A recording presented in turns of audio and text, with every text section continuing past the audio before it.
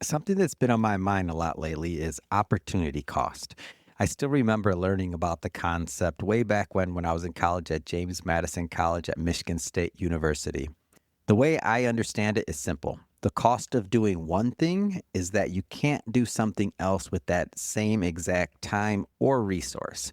So if I schedule an interview, let's say on Monday at 9 a.m., the opportunity cost of that hour is that I can't interview someone else at that exact same time. I also can't be with friends. I can't work on another project. So basically, think about it this way: that hour is gone, it's allocated, finito. Allocating an hour of time is something easy to understand, and you know that hour is gone, but sometimes we don't just consider the same thing happens with something small, and those small things add up over time. So, for example, if I spend 10 minutes scrolling on Instagram, that's 10 minutes I'm not calling someone back or connecting in person. And just to be clear, I'm not saying social media is bad. A lot of my audience is there, a lot of my clients are there. I do genuinely enjoy social media and engaging. And I do put Instagram in my bucket of things I like doing, but the opportunity cost becomes critical when you struggle to say no to things that don't move you towards your mission. Learning how to say no is super important. Early in my career, I said yes to almost everything. When I was in finance for 14 plus years, saying yes made sense. If a CEO invited me to an event, I knew that other high level people would be there. The number of invitations was manageable. It's not like everybody wanted their financial advisor to come to every event, so it was manageable. It was easier to evaluate what was worth my time. Everything changed when I moved into media. That's when everything changed. Instead of 20 or 30 people wanting your time or wanting my time in this case, it could mean that 500 or 1,000 people are inviting me to something. And that forced me to develop a new skill, really deciding what deserved my attention. And this isn't just a problem for people in the field of media, by the way. Most people are being forced to develop this skill because of AI.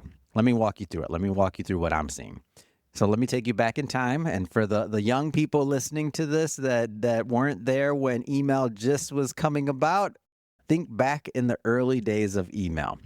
You get a few emails from someone pitching something. It was super manageable. I mean, you were not getting a full inbox, and the newsletter tools and automation didn't come along till later. So think about it that way. Once those were developed, the newsletter tools and automations, now more people could reach your inbox. But more importantly, there's another thing that's vying for your attention. It's vying for your attention. There's more things, more emails for you to open, more time of yours that's gone. And you're losing that in small amounts, by the way, whether it's 15 seconds, whether it's 20 seconds, whether it's a minute you spend on that email. Time is slowly slipping away from you. Now let's go further down this continuum of time being taken from us.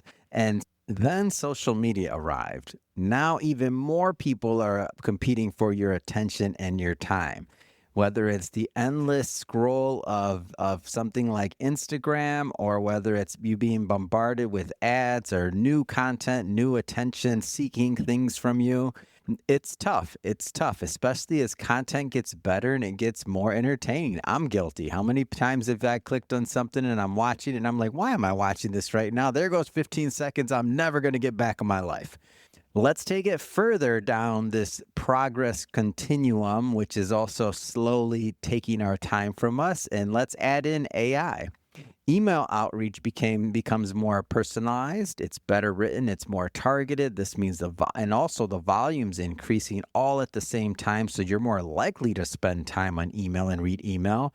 Social media content gets more polished. Some of it's better, some of it's spam, some of it you're like, okay, you probably could have not made 100 different variations of that same idea and posted them all, okay? But overall, the main thing I'm getting at here is that the volume has increased across the board, no matter where you choose to spend your time. You click on one AI generated post for 20 seconds, that's 20 seconds you're not doing something else. Getting back to opportunity cost, those 20 seconds are gone. And then there's AI itself. It may make you more efficient. I've talked about this many times. You may get more done, but there's still only so many hours in a day. There's still only so many hours. So yes, it's more productive, but personally, I'm spending more and more time using AI tools to be more productive. When you compound all this, the real issue isn't productivity, it's attention. My personal goal right now is to be more intentional with how I allocate my time. I'm moving faster in some areas, but I'm deliberately slowing down in others. Here's a concrete example. I recently released my book, 1 Billion Podcasts, The Future of All Media, and we give away that book for free at 1billionpodcast.com.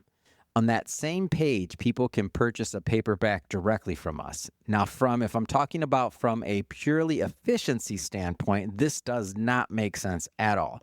For example, Amazon already handles fulfillment. It's easy, it's scalable. We don't have to worry about mailing books. We don't have to order them, any of that stuff. Amazon's super easy for publishing.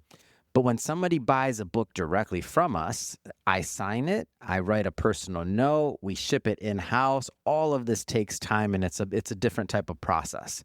That time could be used to do something else. That's opportunity cost, right? And we talked about opportunity cost. So while I'm out there mailing the book or while I'm signing that book, I can't spend time doing other things, right? I'm signing a book. But here's why I do it. When somebody buys on Amazon, that's Amazon's customer. That's not Adam's customer. That's not Mission Matters customer. I don't get their email. I don't get a direct connection. They have a direct connection with Amazon at that point, and I'm just one of the many things that they put in their shopping cart. When somebody orders directly from us, I get to connect. I get to write something personal. I get to make it clear that there's a real person behind the book and the brand. In a world where AI can pump out unlimited content as much and as often and as fast as you want, I want to slow down where it matters. I can't quantify the return on signing those books right now, but I believe that going deeper with the people who are already bought in, that's worth my time. I can't think of how else I should be spending my time other than that. So yes, the opportunity cost of signing books is that I can't do something else during that time. But if the mission is long-term relationships, then that trade-off, it makes sense to me. I just can't see it any other way. And that's what I've been thinking about, not just how to move faster, but where it actually makes sense to slow down. I'd ask you to think about this and how it relates in your own business and in your own life. Where does it make sense for you to take some of that time and to slow down and be super intentional, to go deeper in relationships, whether it be in business or on the personal side? Where does it make sense for you to think about where to double down on that idea of human connection? Because as AI becomes more integrated in our lives and as more and more tools that we can't even imagine, I'm thinking about the holograms and all the other things that are going to be in our life that are going to vie for even more of our attention. We're going to need to all be more intentional on how we're going to spend our attention and where we're going to invest that, because that's the only thing we really do have is our attention.